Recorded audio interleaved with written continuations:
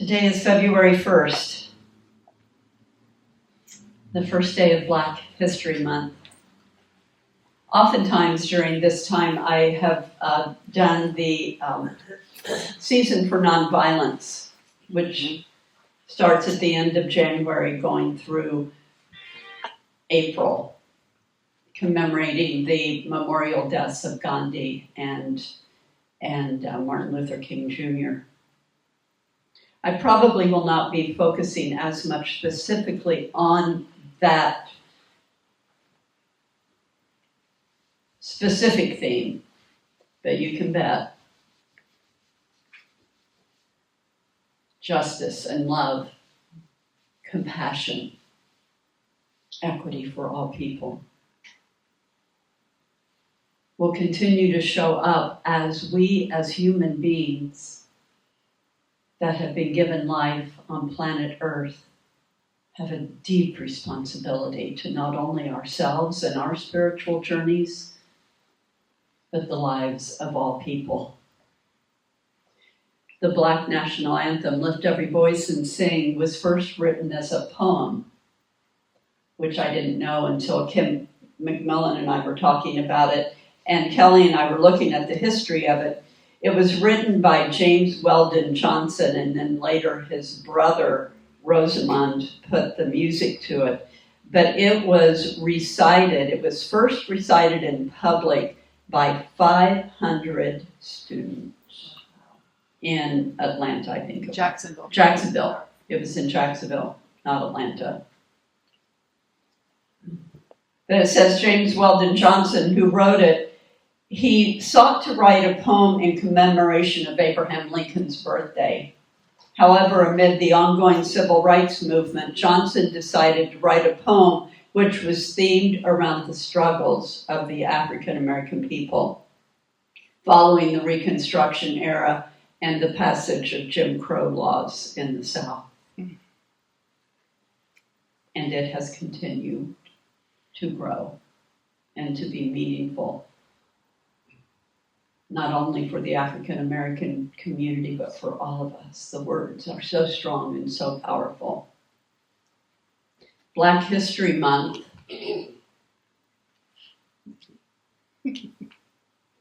Wow. Maddie, could you advance the slide? I think she's asleep.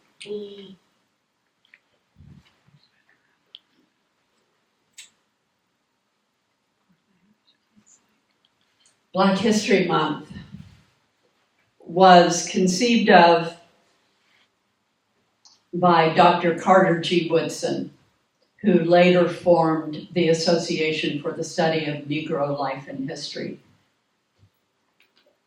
And that was in 1915. He went to Chicago. He was a graduate of Harvard, and he went to Chicago to celebrate the 50th year anniversary of the emancipation, is what he went to do, along with other people, and thousands upon thousands of people. One of the histories that I read said 6,000 to 12,000 people showed up to see the exhibits of that. And again, it was very interesting as he participated in the 1915 celebration of the 50th year anniversary. He wanted to keep moving forward. He didn't want to stop just with that, just with that event, but to find a way to celebrate annually. His original idea, which I thought was very interesting, and a quote that I took from some of the reading that I did on him, was again using February as the birth dates of Abraham Lincoln and Frederick Douglass, with Abraham Lincoln being on February the 12th and Frederick Douglass on February 14th. And as he looked at that, he wanted to honor these two men But he said, Abraham Lincoln did not win the Civil War. It was the soldiers and the sailors. It was the people who were out in the fields doing that great work of sacrificing their lives. And not that Abraham Lincoln didn't do his part. And there's so much history out there around the pros and the cons of all of us, right? This is not a history lecture. But I do just want to say that for Dr. Carter Woodson, he conceived of this idea, and he did the first Black History Week in February 1926. And from there it has grown. And then President Gerald Ford, during our bicentennial, made it into a National Black History Month.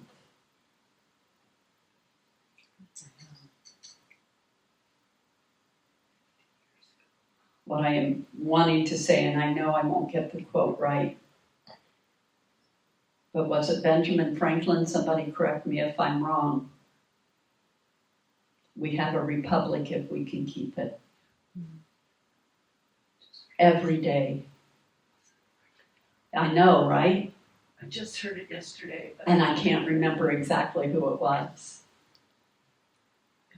Okay, for the sake of correction in history, somebody look it up for me and holler it out to me. Who said that? Because we keep hearing it over and over again. And it's so important. It's so important. Can keep it. It is we the people. Yes, Benjamin Franklin. It was Benjamin Franklin. Okay, thank you. From the very inception of creating the country that some people call America, I personally call the United States of America because there are many parts of America. So I personally try to be mindful of that. And this U.S. exceptionalism that has gotten us, has done so much good in the world and has also gotten us into so much trouble. Because we think we are the end all and be all.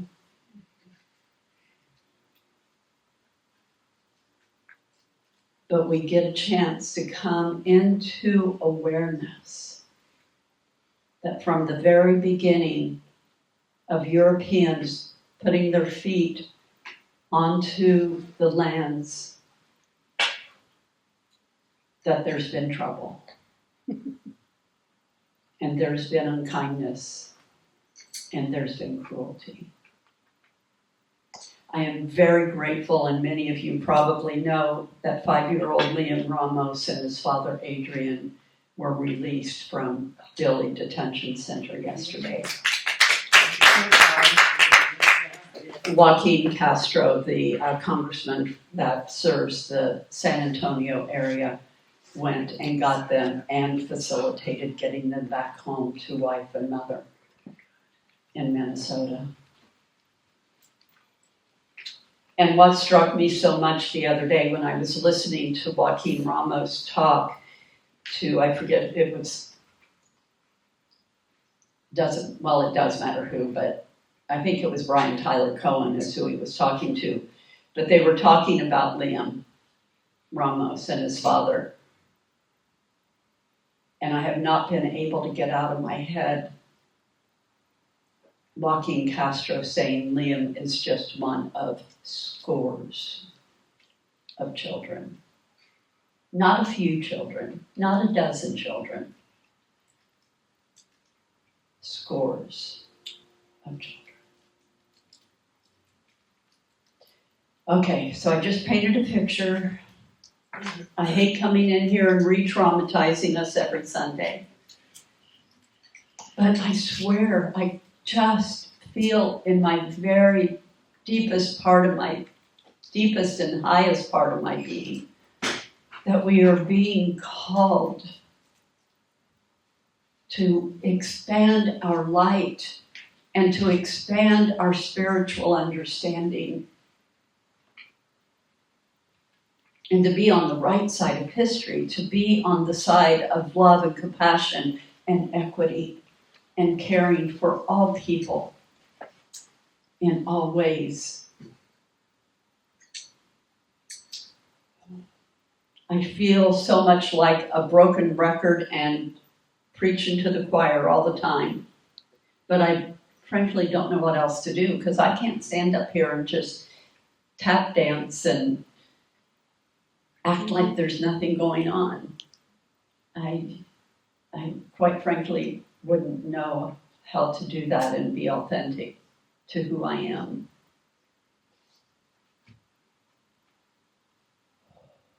So,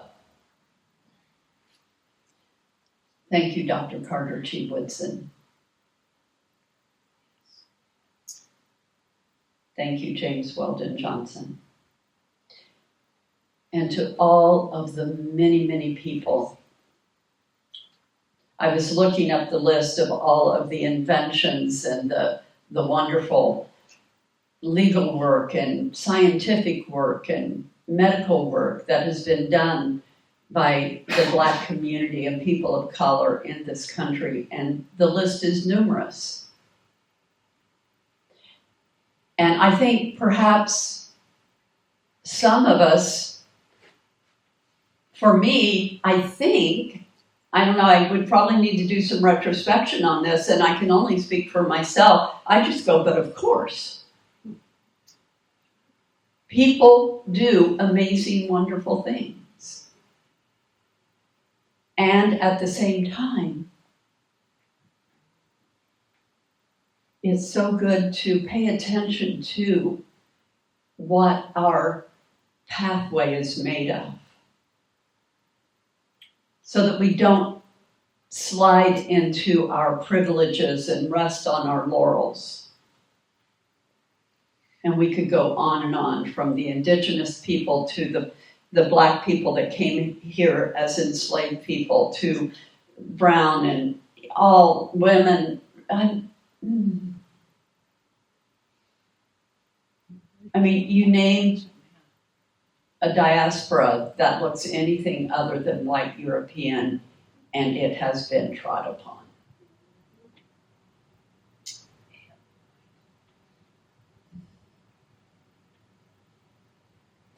I had my 23andMe done, and my son-in-law was explaining a little bit of how 23andMe's algorithms work. I'm not even going to try and explain it to you because I only got a small grasp. But the report that I get, I'm like 97.8 or something like that, Northern European. You don't get much more white than I am. That's just the nature of my lineage and history. Am I responsible for all of the horrible things? When I went back, far, far back into my genealogy, I've got some pretty despicable people on there. But I also have people that came into this country and settled in Pennsylvania, and I haven't been able to track it down specifically, but what I am seeing, I also have history of people supporting. I was born in the Quaker tradition, goes back generations. To England, it goes back. And my lineage is also a part of the Underground Railroad. So I'm just saying that about me. So did I purposely try to hurt people? I pray to God I haven't in my actions and behavior. But I have a responsibility in the great energy of the world to say, oh, I so apologize. And help me see where I can do more to be a part of the healing and the solution. So when we talk about holding the light and being in a place of holding that place of extremely high elevation of forgiveness and appreciation. I shared with you a couple weeks ago that there was someone within our community that had a transformative experience of love.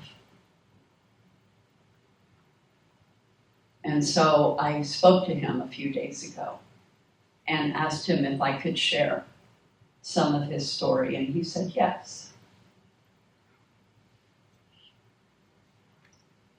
So I will just say his first name.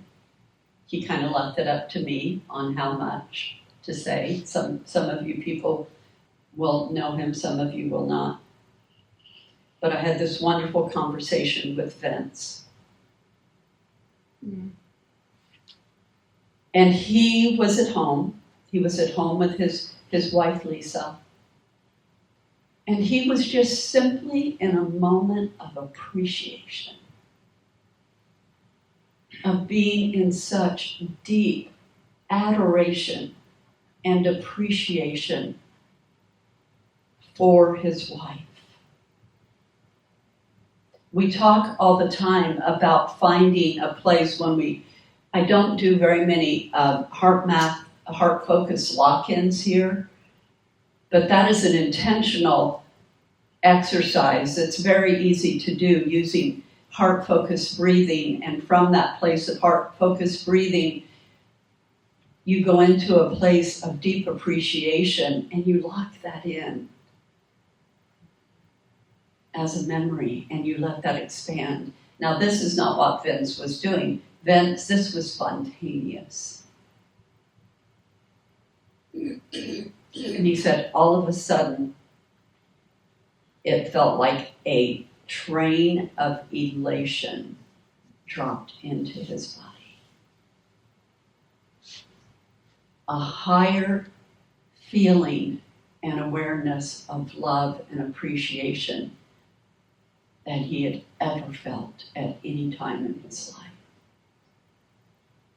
And those of you who know Vince know that he lives pretty high in that state of love and elation as it is. And he said the only way that he could contain himself was he started toning. Just to find a way to even stay in his body.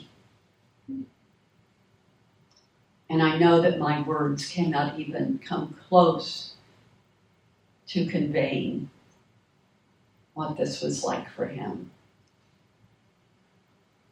So he and Lisa both, she says, okay, let's just breathe. Breathe. And find that place. And he said the train just kept coming. The train just kept coming. So they began doing deep breathing, heavily, full body energy breathing. And this went on. The experience went on. I don't remember how long he said the initial experience happened, but the effects of it are still with him. So I share this story with you.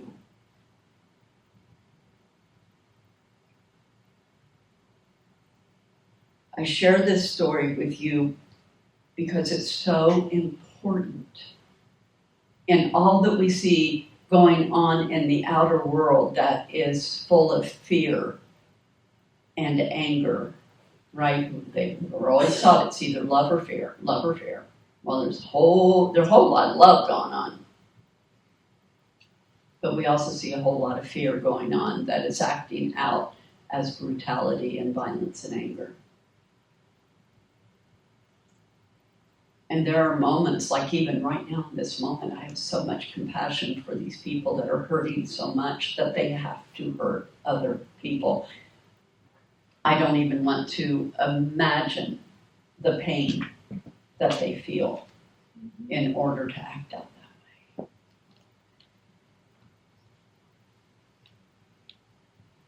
So I feel compassion for them. And I also say, knock it off at the same time. But in sharing Vince's story, just to be able to share with you the possibility of hope, the reality of hope, and that deep sense of love that truly does carry everything.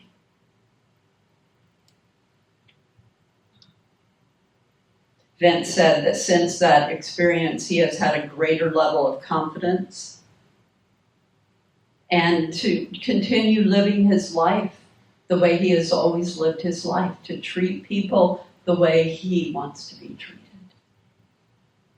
The golden rule. Life is really pretty simple, isn't it? So, in our times of meditation and contemplation, we may not get this experience. We hear of it happening. You may just get little glimpses of it. What I want you to know is this is going on all the time, regardless of what we see out in the world.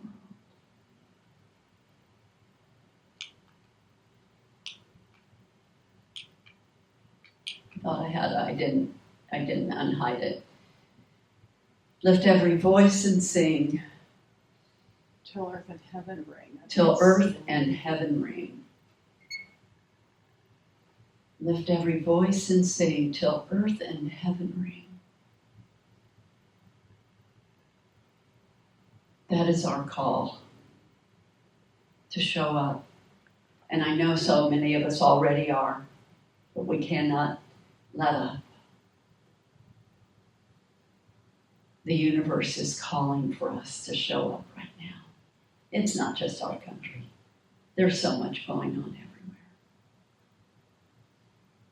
And that's why we know that there's a greater story unfolding, because we are all involved. Thank you. And so it is.